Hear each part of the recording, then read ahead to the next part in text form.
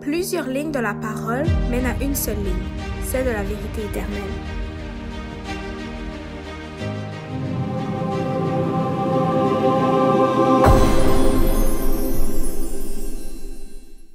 Donc, bonjour à tous, encore une fois, bienvenue à Ligne sur Ligne, donc la chaîne YouTube donc, du ministère personnel de moi-même ainsi que de ma femme et de sa sœur. Donc, ça fait un petit moment qu'on ne s'était pas vu, qu'on n'avait pas enregistré de vidéo. Et pour cette année 2024, ou plutôt cette résolution 2024, si on peut appeler ça comme tel, nous avons beaucoup de projets pour cette chaîne, ainsi que pour la chaîne principale, qui est maintenant la chaîne de l'Église de Terrebonne, auquel nous avons mis en place avec l'Organisation mondiale ASJH 1889. Et donc, comme vous savez, ce ministère-là a pris une tournure, peut-être pas drastique, mais différente, un alignement différent, auquel nous voulons parler et partager différents types de vidéos, différents sujets qu'on ne ferait pas nécessairement à l'Église. Donc, aujourd'hui, j'aimerais partager avec vous un sujet fort intéressant. Et comme je l'ai dit, les formats vont changer, donc on va être plus ouvert, plus dans la discussion, dans le partage. Et on aimerait aussi pouvoir faire des lives, des directs, Dieu voulant, pour partager certains sujets et pour permettre aux gens aussi de pouvoir poser leurs questions, de pouvoir avoir un moment plus intime et plus ensemble, plus proche, comme on pourrait voir. Mais aujourd'hui, j'aimerais commencer une nouvelle série avec vous qui s'appelle « La Bible se contredit ». En fait, j'ai vu récemment plusieurs vidéos de musulmans qui se promenaient dans les rues de villes, que ce soit Toronto, Montréal ou dans d'autres pays, et qui posaient des questions à des chrétiens, montrant des textes qui avaient des contradictions. Les gens, la plupart du temps, avaient des difficultés à y répondre puisque ce sont des textes qu'on n'utilise pas très souvent ou qu'on ne remarque pas très souvent. Et j'ai même atterri sur un site d'un monsieur, d'un jeune musulman canadien, un chercheur, auquel il a compilé plus de 101 contradictions dans la Bible. Aujourd'hui, on ne va pas prendre les 101 contradictions, mais si vous avez déjà vu maintenant où est-ce que je veux aller avec vous, eh bien aujourd'hui, on va prendre quelques-unes contradictions et nous allons faire ça au cours de plusieurs autres vidéos pour vraiment voir est-ce que ce sont réellement des contradictions? Est-ce que les musulmans ont raison? Ou est-ce que la Bible, d'après les différents auteurs, a peut-être un point de vue différent et a peut-être un moyen ou une méthode de de comptage ou de comptabilité différente? C'est ce que nous allons voir aujourd'hui et nous allons prendre le temps d'étudier certains sujets. Bien sûr, si vous avez des questions, des commentaires, mettez-les dans l'emplacement de cette vidéo-là, dans la section commentaires. Si vous aimez ces vidéos ou si vous voulez recevoir d'autres types de vidéos ou que vous avez des idées, des questions, n'hésitez pas encore une fois à vous abonner à la chaîne, à mettre un like, à partager la vidéo, surtout avec les musulmans, pour montrer en fait, parce que je ne veux pas faire de débat, je ne vais pas aller sur la scène faire des débats avec des musulmans ou d'autres chrétiens. La Bible est claire sur ça, elle dit « Fuyez, éloignez-vous des débats ». Dieu n'est pas à prendre à la rigolade. Bien sûr, on peut discuter, on peut partager ensemble un point de vue en toute liberté, en toute prise de conscience, mais au point de débattre, en fait, je vais m'abstenir de faire cela en accord avec ce que la Bible, en fait, nous dit. La liste et l'initiateur de cette liste est Shabir Ali, un musulman canadien prédicateur et apologiste à Toronto qui a une Mecque. Et nous allons donc commencer dès maintenant par notre premier sujet, qui s'intitule « Qui a incité David à compter les combattants d'Israël ?» Il est dit dans 2 Samuel que Dieu a dit de faire cela, de faire le combat, de se battre contre un autre royaume. Voici ce que nous dit 2 Samuel 24, verset 1. « La colère de l'Éternel s'alluma encore contre Israël, et il incita David contre eux, en disant « Va, fais le dénombrement d'Israël et de Juda. » Pourtant, ce qui est bizarre, c'est que dans 1 Chronique, chapitre 21, verset 1, on nous dit tout le contraire. On nous dit que c'est Satan qui les poussait à faire cela. Ça dit « Or, Satan s'éleva contre Israël et incita David à faire le dénombrement d'Israël. » Ici, déjà, le premier texte, pour moi, m'a poussé vraiment à dire que c'est important de faire cette série de vidéos, puisque peut-être qu'un jour, nous aurions à faire face à cela, même si nous ne sommes pas musulmans. Peut-être juste en étudiant la parole, on pourrait se poser des questions et se dire pourquoi ça serait Dieu et tout d'un coup Satan. Il n'est pas question de dire que c'est Dieu ou Jésus-Christ, par exemple, dans la différence de la divinité, mais ici, c'est vraiment deux puissances contraires, le bien et le mal, auxquelles ils auraient poussé donc David. Les deux textes font référence à la même histoire, et il faut savoir que Samuel a été écrit par Samuel. Bien, quelque chose de très clair. Mais Chronique a été écrit par Esdras selon la tradition juive, d'après l'histoire. Quand il y a deux auteurs qui ont reçu l'inspiration de Dieu, il se peut aussi, d'après ces deux auteurs-là, que le style littéraire n'est pas la même et cela peut nous pousser à une compréhension qui peut être différente.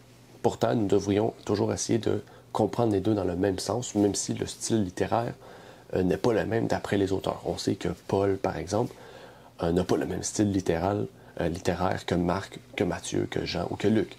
On le retrouve très bien dans Hébreu, sans pourtant qu'il soit attribué à Paul. Nous reconnaissons son style littéraire dans Hébreu, et c'est pour ça que nous y attribuons Paul. Même auparavant, dans les anciennes Bibles, dans les années 1500-1400, le livre de l'Hébreu était attribué à Paul. Mais il faut savoir ici que le texte de Samuel nous dit que Dieu s'alluma ou s'irrita contre Israël, mais qu'il incita David contre eux. Dieu peut être en colère.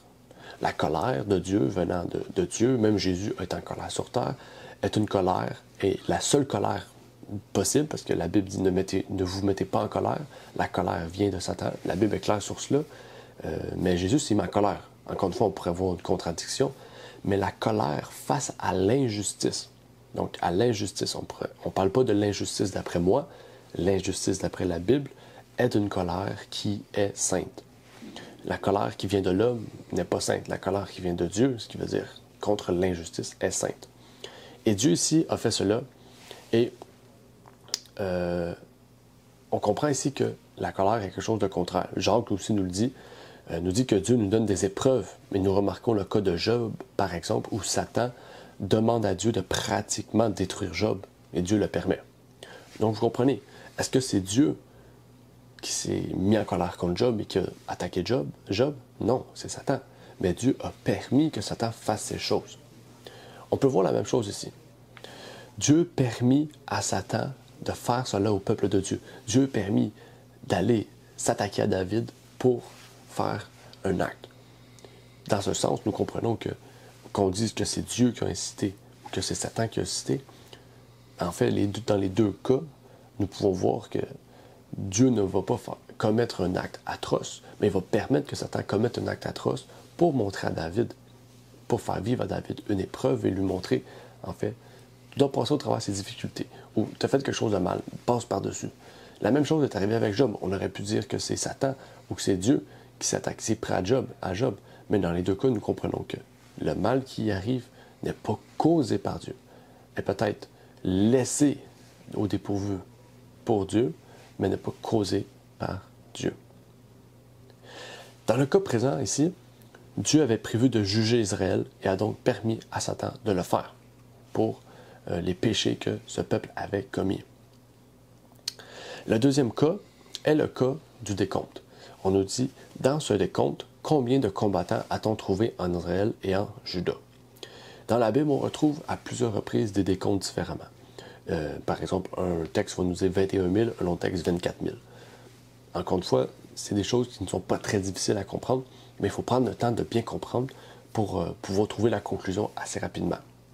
Par exemple, dans 2 Samuel 24, verset 9, on nous dit « Alors Joab donne au roi le nombre du recensement du peuple. » Joab, qui était le chef de l'armée du roi, il se trouva de ceux d'Israël 800 000 hommes de guerre tirant l'épée, et de ceux de Juda 500 000 hommes.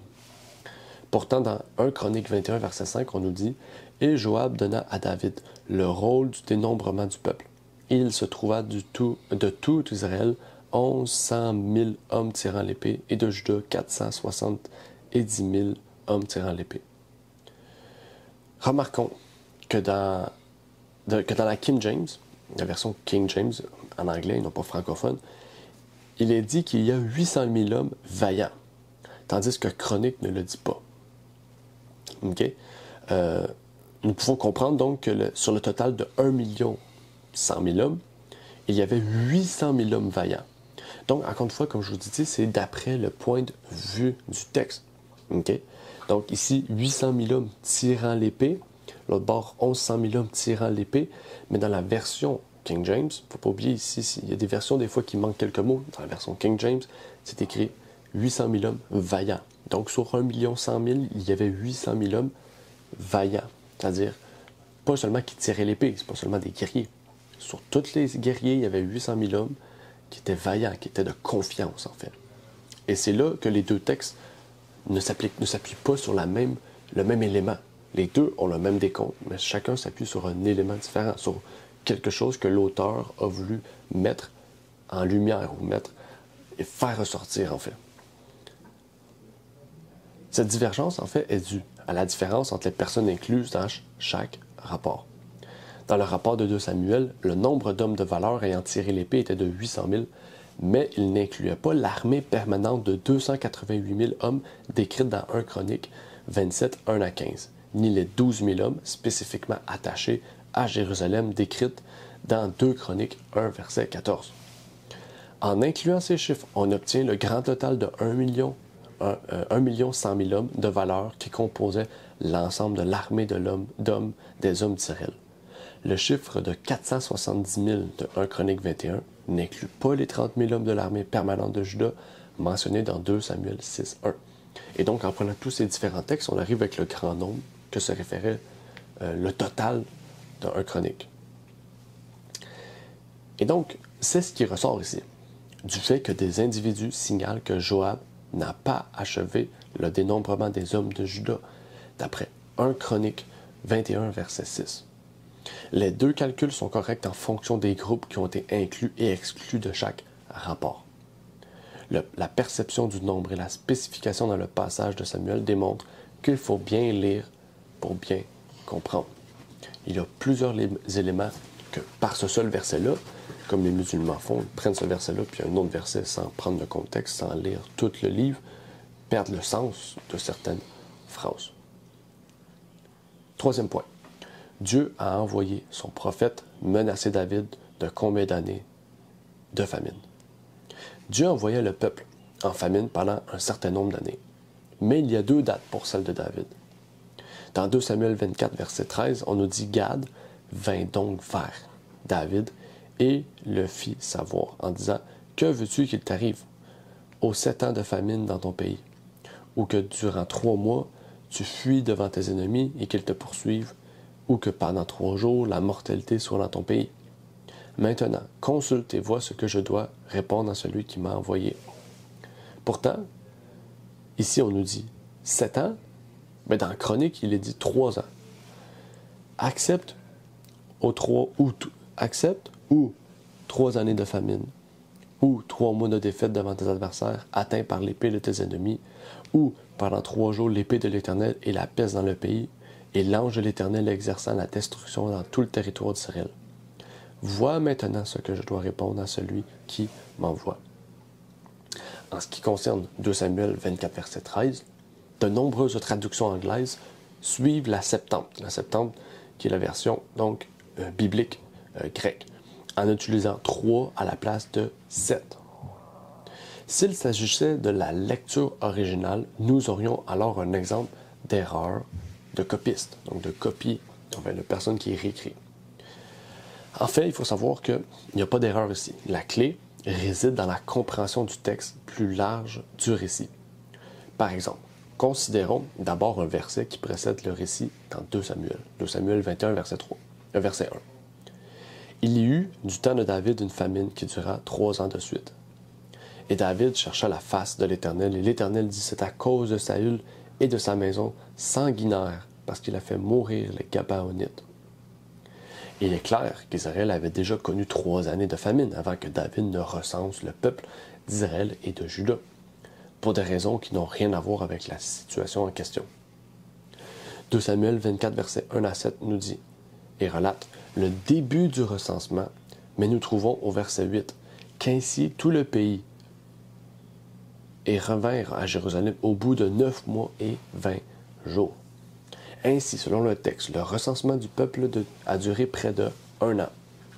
Et rien n'indique clairement que Dieu ait suspendu la famine initiale de 3 ans avant les événements du chapitre 24. En fait, il faut savoir que le décompte donc, prend en compte plusieurs versets et nous révèle que, pas parce que le décompte est après un tel moment, que le décompte est avant une telle autre période, ça veut dire que cela se déroule après. Tant et aussi longtemps qu'on ne nous installe pas la fin, ces événements sont au milieu. Or, si Dieu avait combiné 3 années supplémentaires de famine, d'après 1 Chronique 21, verset 12, avec les 3 années de famine initiale et une éventuelle année intermédiaire pendant le recensement, la famine totale qui en aurait résulté aurait été d'environ 7 ans. 2 Samuel 24, verset 13. Il y a plusieurs autres idées qui ont été soulevées face à ce problème, mais celle-ci est la plus plausible et la plus logique avec ce que nous avons dans le contexte de Samuel. On comprend ici que les plus grands problèmes que les musulmans soulèvent dans la Bible ne sont pas un problème de doctrine ou de compréhension, mais surtout des problèmes de calcul, d'histoire. Prochain point. Quel âge avait Achazia lorsqu'il a commencé à régner sur Jérusalem? Donc, je ne sais pas si c'est Achazia ou Akazia. Mais ici, on comprend que les temps, les âges, les noms sont tous des problèmes que nous retrouvons dans la Bible et auxquels nous pouvons trouver réponse. Ici, c'est un problème aussi que j'avais vu, que je trouvais quand même assez spécial, bizarre, mais qui est résolu quand même assez rapidement. Dans 2 Rois 8, verset 26, on nous dit « Akazia était âgé de 22 ans quand il commença à régner. Il régna 1 an à Jérusalem. Sa mère s'appelait Athalie et était petite-fille d'Omri, roi d'Israël. » Dans 2 Chroniques 22, verset 2, on nous dit « Akazia était âgé de 42 ans quand il devint roi, et il régna 1 an à Jérusalem. Sa mère s'appelait Athalie, fille d'Omri. » Dans les deux cas, on voit, c'est pas un personnage différent, c'est le même personnage, mais on dit 22 et 42. Quand même assez bizarre, assez spécial. Parce qu'il y a un écart d'âge, quand même, 20 ans. Pourquoi? Il doit y avoir des détails que nous ignorons ou que les musulmans ont ignorés en prenant ces textes-là pour pouvoir aller dire aux chrétiens que la Bible est fausse. En fait, la première chose qu'on peut dire, c'est qu'il est impossible qu'Akazia ait eu 42 ans quand il est devenu roi, à la mort de son père. Car son père n'avait que 40 ans ou légèrement plus quand il est mort. 2 Chroniques 21, verset 5 et verset 20. Donc, le point où il avait 22 ans est le point logique, en fait. Il ne pouvait pas avoir 42 puis son père 40 ans. Donc, vous comprenez, c'est illogique. Donc, déjà, il y a une erreur dans le 42. 22 est la bonne date. Plusieurs personnes aujourd'hui affirment que le texte hébraïque mosorétique était une copie de copie de copie, etc. Vous comprenez. Est fait une erreur de translation, car le nombre 22 et 40 se rassemblent en hébreu. Si vous prenez les hiéroglyphes, ce n'est pas des hiéroglyphes, mais l'écriture hébraïque, vous savez qu'il y a des formes et des choses spéciales, mais en fait, quand vous prenez 22 et 40, les deux se ressemblent tellement, vous prenez 22 et 42 aussi, les deux se ressemblent tellement, en fait, qu'une erreur de translation ait pu avoir lieu. Parce que 22 ans est très plausible et l'histoire nous révèle qu'il avait effectivement 22 ans. Pourtant, on a plusieurs personnes, des historiens chrétiens, comme le docteur Gill ou le docteur Jones, qui nous parlent réellement de la lignée d'Akazia. Ça sera le dernier point du jour. Et vraiment, on va aller voir ce que ces deux individus nous disent à ce sujet. La première chose qu'ils soulignent est que les mots étaient et âgés dans 2 Chroniques 22, verset 2, ne figurent pas dans l'original hébreu, mais ont été ajoutés à la traduction anglaise et française pour rendre le texte plus fluide. Sans eux, on peut lire « un fils de 42 ans ». Le docteur Jones déclare, pour aller plus loin en ce sens, « Ainsi, le fait qu'Akazia soit un fils de 42 ans, ou pas âgé de 42 ans, lors de son règne, renvoie à son appartenance à la dynastie d'Omri, qui en était à sa 42e année. Si l'on rapproche les deux textes, on constate qu'Akazia avait 22 ans lorsqu'il a commencé à régner au cours de la 42e année de la dynastie d'Omri, dont il est fait également partie intégrante. Donc, nous comprenons que, En fait, quand il y a eu la traduction française et anglaise, un mot a été ajouté pour amener une meilleure compréhension du texte. Mais le mot ajouté a amené plus de confusion. En fait, c'était un fils de la 42e année du règne de la famille de la dynastie d'Omri. Mais il avait 22 ans quand il est venu sur le trône. Sur cela, nous pouvons voir déjà dans ces 5 questions, mais c'est les 5 réponses ou les 5 interventions que les musulmans font pour dénigrer ou détruire la Bible, l'authenticité de la Bible et la flexibilité de la Bible, sont maintenant répondues par des preuves bibliques et historiques. Maintenant, je vous invite à ce que Dieu puisse venir en aide pour chacun des restes des points que nous allons voir, que cette vidéo puisse être utile à tous ceux et celles qui l'écouteront, autant chrétiens que musulmans, que non-chrétiens, peut-être que des historiens l'écouteront. Et nous allons nous voir donc la prochaine fois dans la suite de cette série de vidéos qui se porte le titre « La Bible se contredit ». Est-ce que c'est vrai, est-ce que c'est faux? C'est ce que nous verrons à travers de cette série. Je vous dis donc bonne soirée ou bonne journée et que Dieu vous bénisse.